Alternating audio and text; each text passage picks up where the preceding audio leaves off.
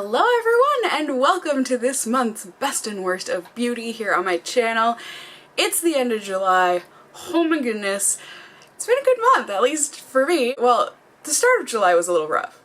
But after that, it's been going swell, so I hope all of you have been having as much of a good month of July here as I have had. And if not, hopefully next month, August, will be looking just as bright for you. Or if anything, brighter than July was. So I feel like I've been pretty minimal with my makeup this month just because it's been so hot and humid and like, ew. But I still have a full 10 product pyramid here for you guys so that we can see what I was loving, what I was hating by starting at the very bottom of the pyramid. If you're new here, I started doing this, what, 6 years ago now?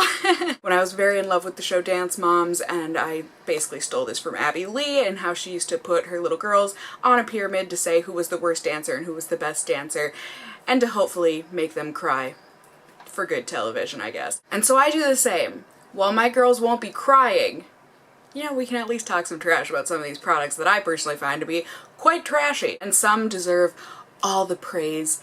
All the praise. I've got some really good products here, you guys. So I'm excited to run through this list slash pyramid with you all. So let's go ahead, sing the song together. These videos are always very long, so let's hop into it and then we can hop on into it. No one ever said they watched me for my grammar. It's the best and worst of beauty, whether good or bad, here's the down and dirty.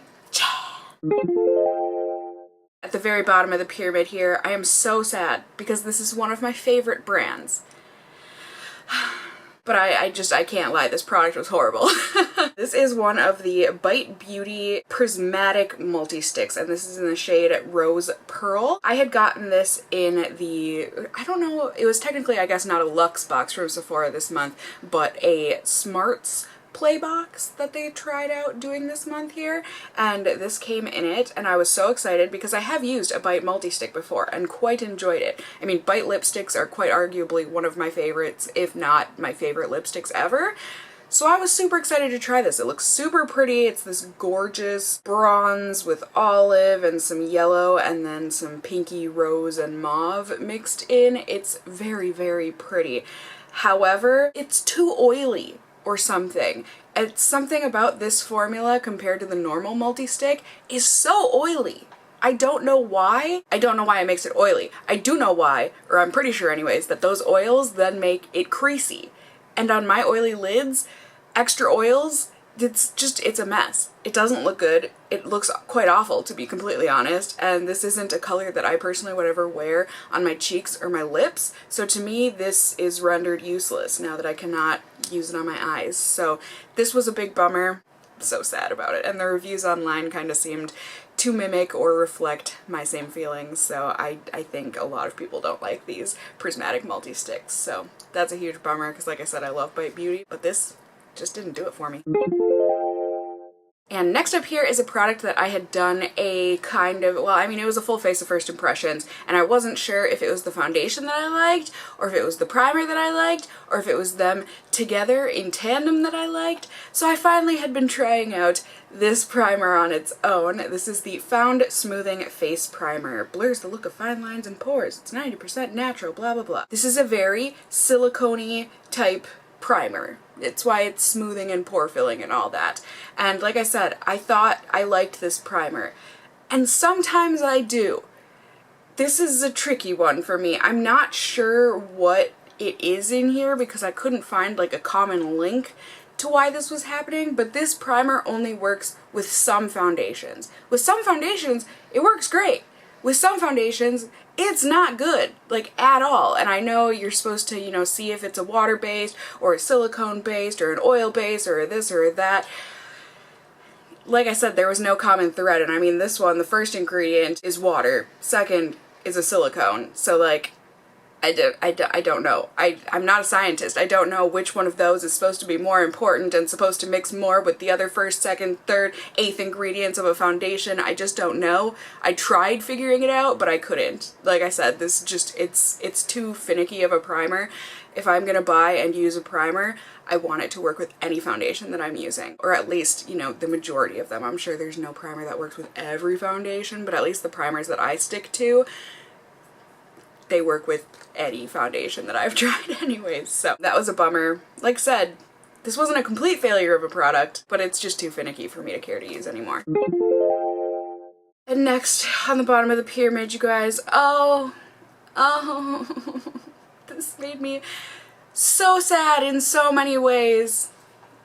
This foundation right here, this is the Dior Backstage Face and Body Foundation. Now this is the shade 1N. This is obviously just a deluxe little sample here that I got from Sephora. I loved the look of this foundation, and I still do love the look of this foundation.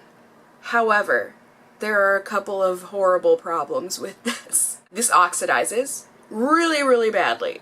Like, definitely at least a couple shades deeper than when you initially apply it. It also breaks me out like an absolute mofo. It's not cute, and it's the painful, ouchy, deep down, brings out the worst of my dermatillomania kind of zits. So this, I can't use it anymore. I tried for like a week straight. I wanted to make this work so badly because the wear of this, like I said, is perfection. It just looks so natural and smooth and radiant and gorgeous, stands up against the worst of humidity and heat and sweat. Just delightful. It's lightweight, just so good. But the fragrance in this, it's so overwhelming, it's so powerful, my skin hates it, and I can't use it when it's making my skin that angry. I can't. So this was a huge bummer. I wanted to love this. But Dior, you done me wrong with all that fragrance. At least that's what I'm assuming broke me out. So this guy's going into retirement. Can't use it on my face anymore. And the last thing on the bottom of my pyramid here, I feel like from here on out none of these products are bad. This product in particular, it was okay. It didn't like offend me like the Dior foundation in that it broke me out and just made me feel horrible about myself. But it just didn't work as well as other products in this category. So here we have got the Beauty Bakery Flower Setting Powder. I got the translucent shade. I had ordered this when I ordered the foundation that they came out with, because a lot of people claim that this powder is like their holy grail. It works really, really well for them, and that's great. But it doesn't do the same for me, unfortunately. Like I said, I wanted to enjoy this powder like other people do. I think it's cute, the whole beauty bakery concept and everything, like the fact that it's flour and all that, but the powder itself, while it does like mattify and make things look smoother, it doesn't make my skin look as nice and airbrushed as I feel like the setting powders that I personally use and love, like the Too Faced Peach Perfect does. And this only keeps me not oily looking for maybe a couple hours, and then I need to reapply, and then it just gets way too heavy and cakey looking on my, like, it's okay, I guess, but I just have used and own so much better than this for my personal taste and for my skin. So like I said, I know this is like a cult classic, a lot of people swear by this stuff. It personally it didn't work out for me. Moving on up here to the second tier of the pyramid. Like I said, from here on out, we don't have bad products, like, at all. Actually, a lot of these are really awesome products. I just had to sort them based on how I liked them, I guess. So I did my best. But just so you know, these products are quite good. So here, we have got a blush that I've been using this month. This is one of the Ciate London, oh, what are these called? It doesn't say on here. It's like a twinkle sparkle blush. This is in the shade Baby Doll. Now, I had purchased one of these during the Sephora VIB Rouge sale, and then like immediately after, Ciate London sent me a PR package, and this one was in it, and I was like, oh, oops. But anyways, I'm glad they sent me this one because I actually like this one better than the color that I picked out. These are tricky. I feel like they can be like the Hourglass blush things combos because they're mixed like this, you know, with the highlighter and blush built in. And it's different depending on which compact you end up getting. You know, some are going to have more of the highlight, some are going to have more of the blush. And it's going to depend on where you are in your pan, too. Because that's what happened with the blush that I ordered from them, from this line. It was more of like a lavender kind of a color. Really, really pretty, but it's mostly highlight in there. I didn't get much of any of the blush. But this one, I got a really good mix of like half highlight, half blush, so this one has been working really, really well for me. It's just annoying that that ends up being a problem. I mean, I love the way that this looks. I love that mixed look, that marbling. but it can be a pain too, like I said, just depending on which one you end up getting. It all comes down to luck, and I sometimes am not the luckiest of people. But this blush is beautiful. It's so nice and just soft, but really sheeny. Like if you don't like shiny cheeks, you're not gonna like this because the highlight is quite shiny. But it's lovely, just a soft color, a soft wash on the cheeks. It's certainly buildable. It looks gorgeous on a bunch of different highlighters or like on top of highlighters, but you don't need to wear a highlight when you wear this blush because it is built in. I just, you know, I guess I just like to anyway. The compact is really cute and everything, and it's a nice blush highlight combo, just so you know. These can be kind of hit or miss based on your luck. But if you get lucky, it's really, really nice. And next up, smack dab in the middle of the pyramid here, I have got the concealer that I've been using this month. We've got the new concealer from Too Faced here. This is the Born This Way Multi-Use Sculpting Concealer Super Coverage. I use the shade Snow. I have so many mixed feelings about this concealer. They're mostly good though. Now, I did get this from Too Faced as PR as well, just so you know. I mean, with any of this stuff, and with anything in general. If I got it as PR, A, I'm not obligated to review it, and B, I'm certainly not obligated to give it a positive review. I only give out honest reviews, and companies know that before sending me product. So these concealers were formulated to be used either as concealers, highlighters, or like sculpting creams. And the wand in these is made like specifically for that, in that it's like triangular, if you can see that. So it's supposed to really like sculpt out if you're using it as a sculpting thing. For me, this is just, it's so full coverage. Like, I could probably honestly test this out using it as a foundation and it might work great. It's really full coverage, like I don't know what else to say. So I just have to be so careful with this because the wand is bigger. It can be so easy to go overboard. You just need the tiniest little dabs if you're using this as concealer and you are good to go.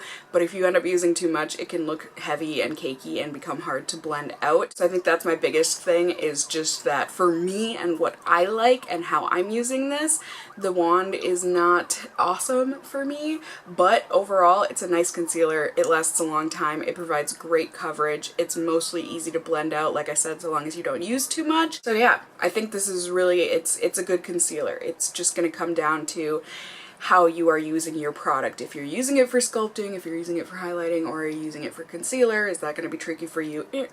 I would say it's very comparable to the Tarte Shape Tape, if that helps give you any idea of how this is. I would say this is a bit less creamy though, and a bit more watery, but it's just as full coverage, so that's that.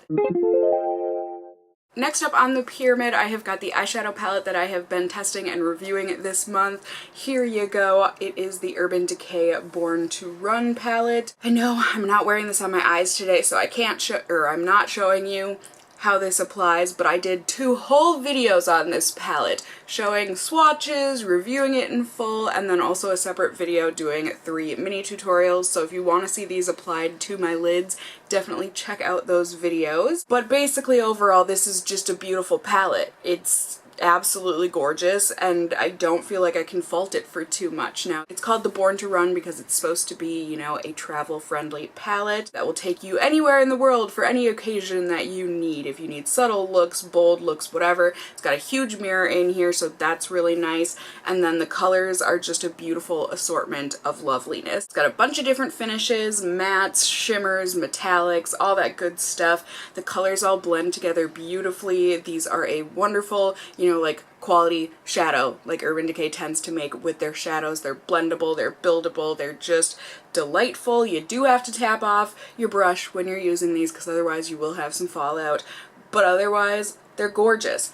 You do have to like warm shadows to like this palette. There's a couple cool shades in here, but for the most part, you are going to make warm looks with this palette. But like I said, you can make some gorgeous, gorgeous, bold looks, subtle looks, just really a good variety. It's a great palette. It has its faults, like said. Check out the review I did. But overall, I love this palette. Like, this is definitely becoming one of my favorite Urban Decay palettes. It's just, it's really, really lovely, and I love it. And it's great. So if you've been contemplating getting this palette, I personally would highly recommend it. Moving on up to the second to the top tier of the pyramid, This was such a lovely gift that I didn't know I was going to be getting, but apparently sometimes BoxyCharm just like offers an extra perk to if you referred a person to them. I feel like sometimes you just get points that you can then spend on products in their store, and then sometimes you get product. I don't get it, but I'm totally okay with it. So this time, one of the people that I referred, so thank you to whoever it was, you know, it doesn't tell me specifically who it was, but I was sent the full size of the Cover FX Custom Enhancer drops in the shade Blossom. These are so gorgeous, you guys! This is like a beautiful opalescent pink. It is just lovely. I could see this looking good on anybody. Really, it's one of those universal lovely highlight colors. This formula lives up to all of the hype that it gets on YouTube and that it has gotten since its release. I am mad at myself now that I've taken so long to finally try these out, but now that I have, I am such a convert. These, they're so good, you guys. They're so good. You just need a tiny bit, but you certainly can build these up to be absolutely blinding. I do find myself going a little overboard with these sometimes because they're just so pretty. They're so pretty. But they blend out gorgeously. They just look so natural, but they give you that ethereal, gorgeous glow from within type of a look. Like, is she wearing highlighter? Is she just that naturally gorgeous? I don't know. But I love it. It's so good. This is the kind of product that I love that reduces me to noises and not words. So I'm gonna stop it at that before I go too animalistic on you guys, but yeah, these are really good. And if you're like me and hadn't tried out these custom drops from Cover FX, they've got tons of different colors and everything, I would highly, highly recommend it. These are really nice. They're really, really good. Second to the top on the pyramid here, you guys, it was so hard for me to decide between these two products, what's on the top and then this product here. But I think I made the right decision, but either way, I have found this month, quite possibly by Holy Grail foundation, like it might be the best foundation I've ever worn. I just love it so much! This here is the Catrice HD Liquid Coverage Foundation. I have got the shade number 10 Light Beige. Now, I've got a huge gripe with this foundation because the shade range is absolute poop. The stinkiest, nastiest of poops. It's 4 shades. That's not cool. Especially because it's not like they made a fair, light, medium, deep. They just made light beige, beige, other beige, and more beige. Really upsetting. You know, they claim, oh, just buy our Transformer drops, you can lighten and deepen, blah, blah, blah. No. No. Yes, maybe for the lightening, but for the darkening, when you're using more of the darkening drops compared to the actual foundation to make your shade, you're not using the foundation. You're using Transformer. It just bothers me. However, I cannot lie, you guys. This, like I said, I think this is becoming a Holy Grail foundation, especially here in the summer and the heat and the humidity. This stuff does not budge if you have oily, sweaty skin like myself. It doesn't. It does, it's beautiful. I could rub on my face, I can cuddle with somebody, I can do anything, and this isn't coming off. It's wonderful. It's also very lightweight. It certainly feels like I'm wearing a foundation, but it feels like a lightweight foundation. I think it looks very natural. Like, it looks like I'm wearing a foundation, but it looks like a very natural foundation. It certainly moves with the skin. It doesn't crease all funnily. It doesn't fade funnily. It blends out really nicely. You can build it up. You can wear it a bit sheerer. It's just overall a fantastic, fantastic foundation if you have oily skin. Like, this makes me feel so many feelings that I didn't know could be made me feel. My grammar, like said, when I find a good product, words escape me. This is just really, really good, and if you can try this if you have oily skin, like if you do fall into one of the 4 shades or somewhere very close, highly, highly, highly recommend it. I'm gonna have trouble ever not putting this on my face. It's that good. And now, finally, here we are, top of the pyramid. This product, you guys, oh, This is some good stuff. This here is the Ciate London Makeup Melter. I didn't have any hopes for this because I hadn't heard of it before. I've seen products like this before, but I've never heard anyone talk about this one in particular. This was sent to me in the package with that blush. Like I said, I'm not obligated to talk about any of this stuff. I just actually love this stuff and will certainly be purchasing this when it runs out. I have used so much of this, as you can see. If you have trouble taking off your waterproof mascara, or if you do not wear waterproof mascara because you hate taking it off, ping! This right here. Makeup Melter Magic. They should have the magic at the end there too. Because it is. It just melts your makeup like absolute magic. I have never, and I hate saying this because I am very loyal to my Pond's Cold Cream, but this stuff blows it out of the freaking park. So good. Oh my god, it doesn't hurt at all, like if it gets in your eye or anything. I mean, granted, if like a huge chunk of your mascara ends up coming off into your eye, yeah, that's gonna scratch and that's not gonna feel very nice. But like, you just get a glob of this and rub it on your eyes super gently, and it just makes this big pool of black oil, and then it just wipes right off with a cotton pad. And you don't have any eye makeup left on. And it's lovely and beautiful, and I just want to shout from the rooftops, this stuff is so freaking good. Everyone should be talking about this, because everyone should own this if they wear waterproof eye makeup. Because I mean, if you don't, there are plenty of other products that'll take your stuff off, but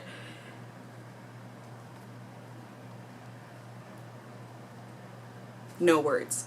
This stuff, top of the pyramid for sure. So yeah, there you go, you guys. There was my pyramid, my best and worst of beauty for the month of July 2018. I hope you enjoyed it. I hope you found some products that you may want to test out / you may want to avoid in the future. Let me know down below in the comments if you have tried any of these products, what your feelings are on the products, what were you loving and hating this past month. I love hearing from you guys and just hearing, you know, how you're doing in general. Let me know how your month of July went, if you're looking forward to August. It makes my day reading through the comments. So if you did enjoy this video, found it helpful, whatever the case may be, please do go ahead, give me a thumbs up down below. I would really appreciate it. And if you're new here, hey, hi, hello, how are you? You can go ahead and subscribe if you want to see more content from me in the future. You can become a member of my casserole family here on my channel. I'd love to have you here. And as always, I just hope you guys are all doing well. And until next time, just stay well until then. Bye!